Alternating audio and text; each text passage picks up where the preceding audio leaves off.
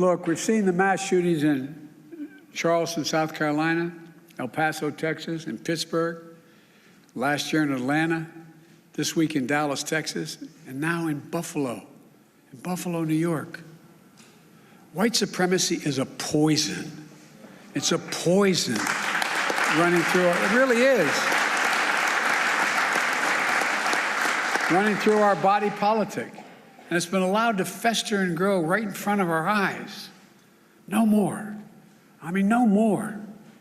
We need to say as clearly and forcefully as we can that the ideology of white supremacy has no place in America. None.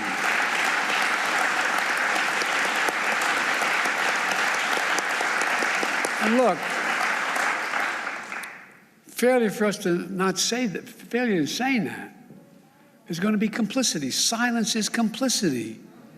It's complicity. We cannot remain silent. Our nation's strength has always come from the idea. It's going to sound corny, but think about it. What's the idea of our nation? That we're all children of God. All life, liberty, our universal goods, gifts of God. We didn't get it from a government. We got it because we exist. We're called upon to defend them. The venom of the haters and their weapons of war, the violence and the words and deeds that stalk our streets, our stores, our schools. This venom, this violence cannot be the story of our time. We cannot allow that to happen. Look, I'm not naive. I know tragedy will come again. It cannot be forever overcome. It cannot be fully understood either. But there are certain things we can do. We can keep assault weapons off our streets. We've done it before. I did it when we passed the crime bill last time, and violence went down, shootings went down. You can't prevent people from being radicalized to violence, but we can address the relentless exploitation of the internet to recruit and mobilize terrorism. We just need to have the courage to do that, to stand up. Look, the American experiment in democracy is in a danger like it hasn't been in my lifetime.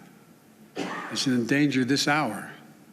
Hate and fear are being given too much oxygen by those who pretend to love America, but who don't understand America.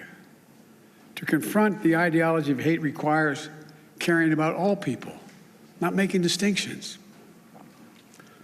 Reverend, the scripture is seeing that we're all part of the divine. Love thy neighbor as thyself. That's the America I know, that Jill knows. And most deserve the most, look, we're the most multiracial, most dynamic nation in the history of the world. Now's the time for the people of all races, from every background, to speak up as a majority in America and reject white supremacy. These actions we've seen in these hate-filled attacks represent the views of a hate-filled minority. We can't allow them to distort America, the real America. We can't allow them to destroy the soul of the nation. As President of the United States, I travel the world all the time. And other nations ask me, heads of state in other countries, ask me, what's going on? What in God's name happened on January 6th? What happened in Buffalo? What happened? They'll ask. We have to refuse to live in a country where black people going about a weekly grocery shopping can be gunned down by weapons of war deployed in a racist cause. We have to refuse to live in a country where fear and lies are packaged for power and for profit. We must all enlist in this great cause of America. This is work that requires all of us, presidents, politicians, commentators, citizens. None of us can stay in the sidelines.